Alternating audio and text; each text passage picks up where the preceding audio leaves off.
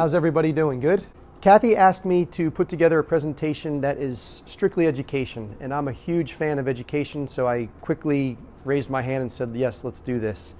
I do a lot of speaking around the world, but I also do a lot of sitting in a chair like you guys do because I'm a student for life. So again, thank you for being here. So I'm here today to educate. I'm not selling anything. I really just want to take a half hour of your time and give you guys, I've been doing this for 15 plus years. I want to give you guys the top 10, the old Dave Letterman top 10 of do's and don'ts.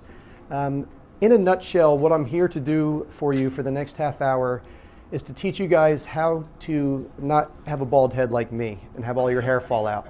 I see there's a couple of bald people in the room, so I apologize, but truly and honestly, my goal here is to teach you guys what not to do just as much what to do.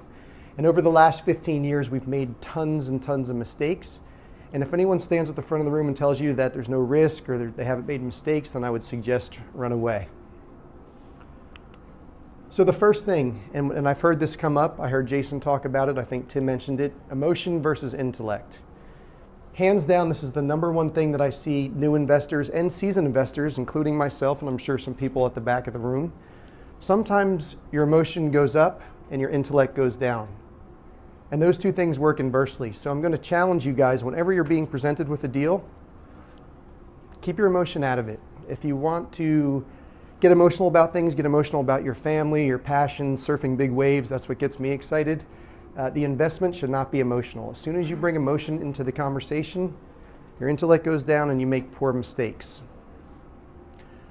Tim also talked about, I'm probably going to refer back to him just like he referred to me. We're old buddies from the Homevestors franchise from 10, 15 years ago. So we have a little bit of a track record there. What I'm talking about, speculation versus investing, is exactly what he was talking about.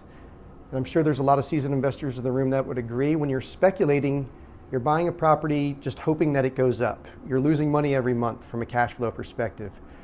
So my challenge to you is to invest, not to speculate. Always make sure that you're making money in a positive cash flow situation.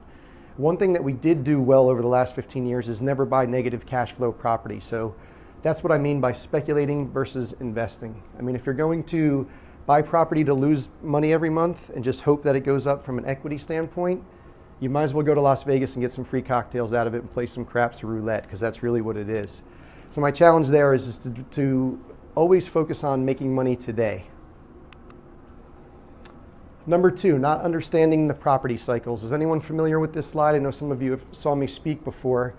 I could talk for 3 days and teach a class on property cycles. But in a nutshell, I stole this slide, and I always like to give credit, from a book called Grow Rich with the Property Cycles. Write that book down and read it if you've never heard of it. The author's name is Kieran Trass. And in a nutshell, this slide is what's been created over the last 500-600 years of recording real estate information. Tim talked about it. Every 8 to 10 years, we go through a full cycle.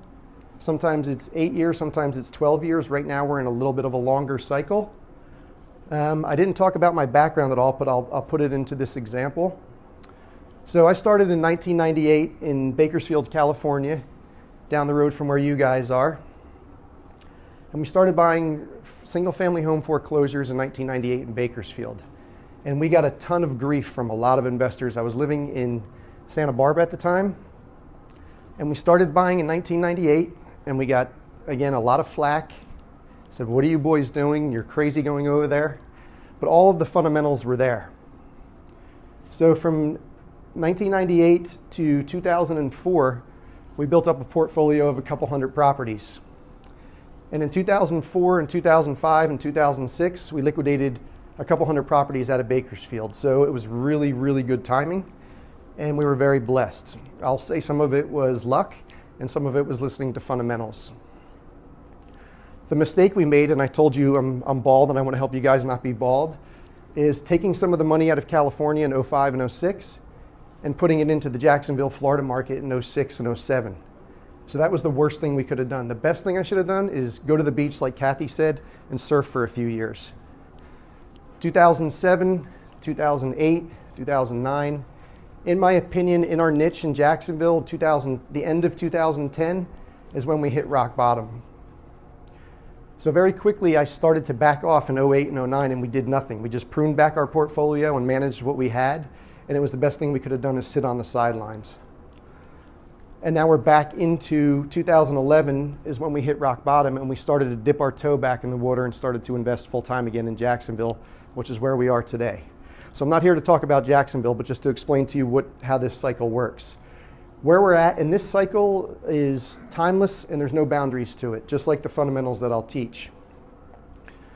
Where we are in our market today, and every market is different. San Francisco's in a very different cycle than Jacksonville, Florida, but it's absolutely critical that you guys understand this. Timing is everything. You make your money when you buy.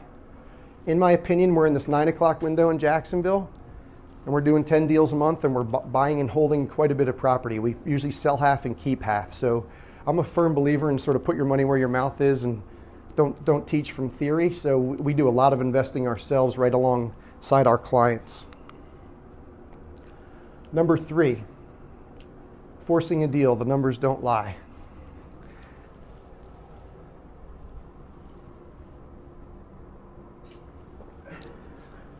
All of these fundamentals tie back into one another. If you are forcing a deal and not paying attention to the numbers, you're probably being emotional about it and your intellect's down.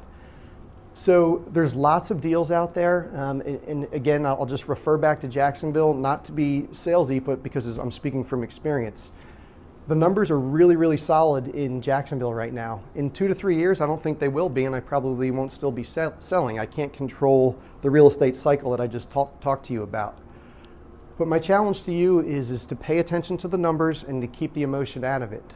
There might be great deals in San Francisco. I don't think there's any cash flow deals in San Francisco right now. But really, really keep the emotion out of it and pay attention to the numbers.